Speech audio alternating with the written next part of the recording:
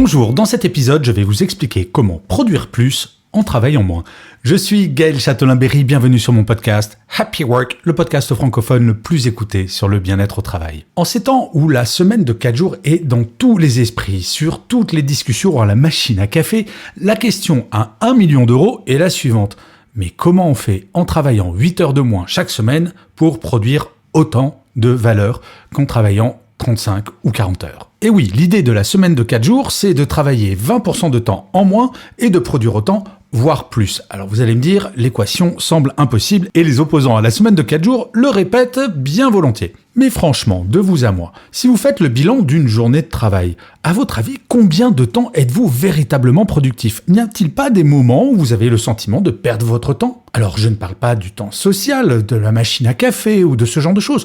Non, je parle d'autres moments dans la journée où véritablement vous êtes au travail sans véritablement y être. D'ailleurs, selon une étude d'Invitation Digital Limited, le temps véritablement productif d'un salarié chaque jour sur une journée de 8 heures est de 2h53 minutes. Oui, moins de 3 heures. Soit, si l'on fait le calcul, un peu moins de 15 heures par semaine actuellement. Dans l'absolu, si je faisais un raisonnement par l'absurde, nous pourrions produire exactement la même chose que nous faisons aujourd'hui sur 5 jours en un peu plus de 2 jours. C'est quand même hallucinant.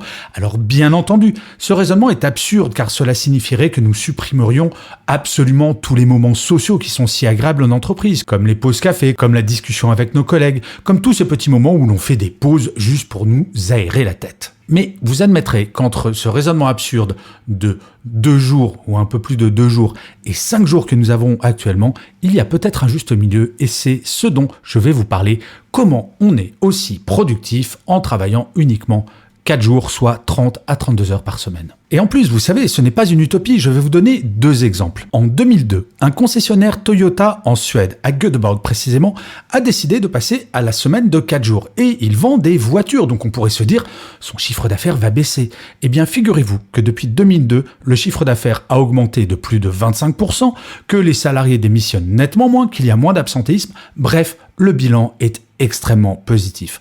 Un autre exemple. En Angleterre, depuis juin 2022, 70 entreprises ont testé, et elles représentent tout de même plus de 3000 salariés, ont testé donc cette semaine de 4 jours. Et une étude est en cours pour en mesurer l'impact.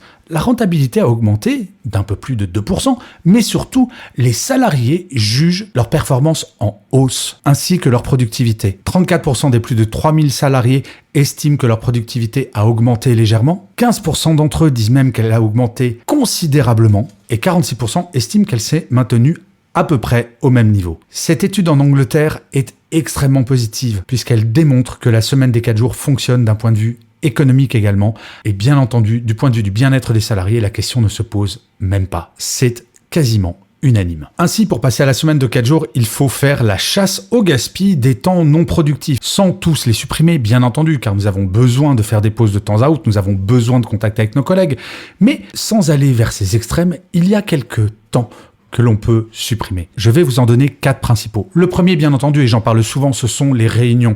Nous passons un temps considérable en réunion et la moitié de ce temps passé en réunion a été considéré comme étant non productif. Faites le compte du nombre de réunions et du temps passé en réunion chaque semaine, si vous êtes concerné bien entendu. Eh bien, divisez ce temps par 2 et vous serez aussi productif, mais par contre, vous gagnerez un temps considérable. En moyenne, un cadre français va passer 24 jours de 24 heures en réunion. Si l'on fait le calcul au global, c'est 72 jours par an. Bref, 36 jours qui sont totalement non productifs.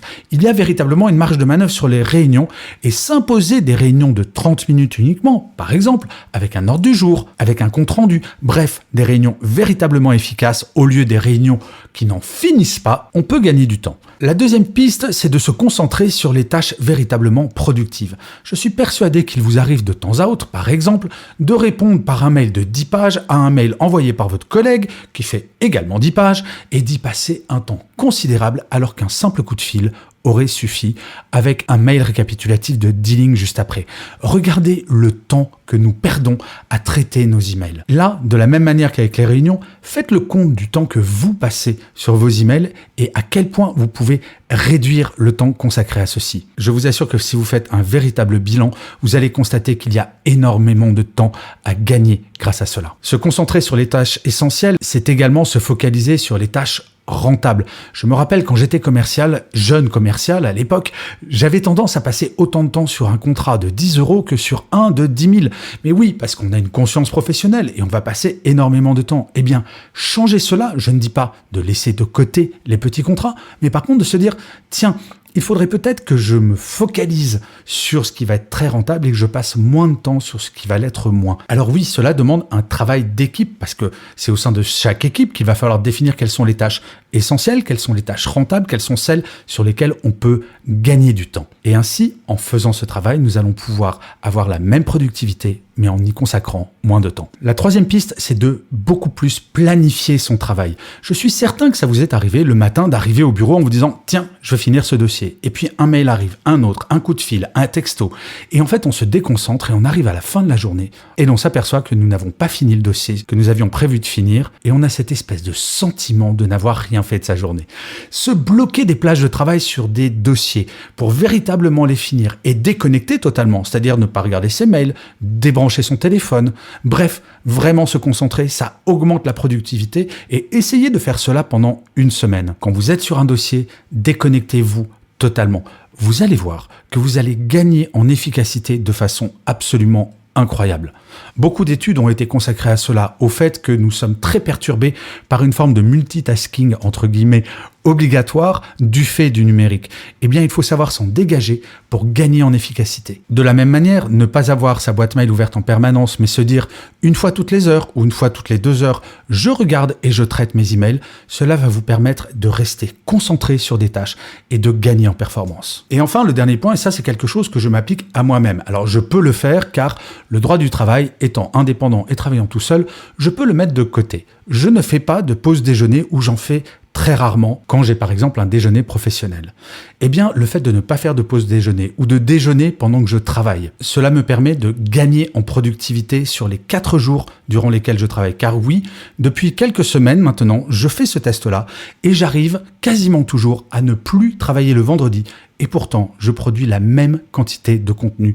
Exactement. Donc oui, même quand on est indépendant, on peut aller chercher du temps et on peut gagner en efficacité. Alors certains vont dire, oui, mais si tu travaillais également le 5e jour, tu pourrais produire encore plus.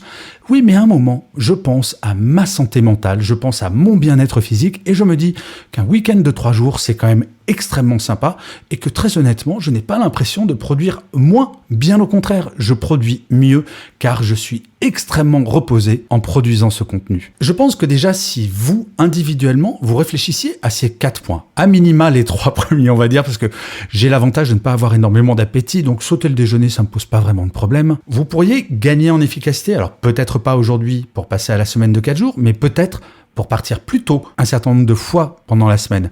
Parlez-en dans les équipes. Chaque manager, vous pouvez en parler avec votre équipe pour voir si l'on ne peut pas commencer à travailler sur ce gain en performance, sur ce gain en productivité pour préparer l'arrivée de la semaine des 4 jours. Car, croyez-moi, cette semaine de 4 jours va se généraliser petit à petit. C'est une tendance extrêmement lourde et surtout, c'est la demande des salariés actuellement. Et pour en parler avec beaucoup de DRH et de dirigeants quand je vais faire mes conférences, très clairement, il y a des difficultés de recrutement actuellement. Je vous assure qu'une entreprise qui propose une semaine de 4 jours, c'est un atout incroyable pour faire venir les talents, mais surtout pour les fidéliser. Je vous remercie 1000 fois d'avoir écouté cet épisode de Happy Work ou de l'avoir regardé si vous êtes sur YouTube. N'hésitez surtout pas à mettre des pouces levés, des étoiles, à vous abonner sur votre plateforme préférée. C'est comme cela que Happy Work durera encore très longtemps. Je vous dis rendez-vous à demain et d'ici là, plus que jamais, prenez soin de vous. Salut les amis.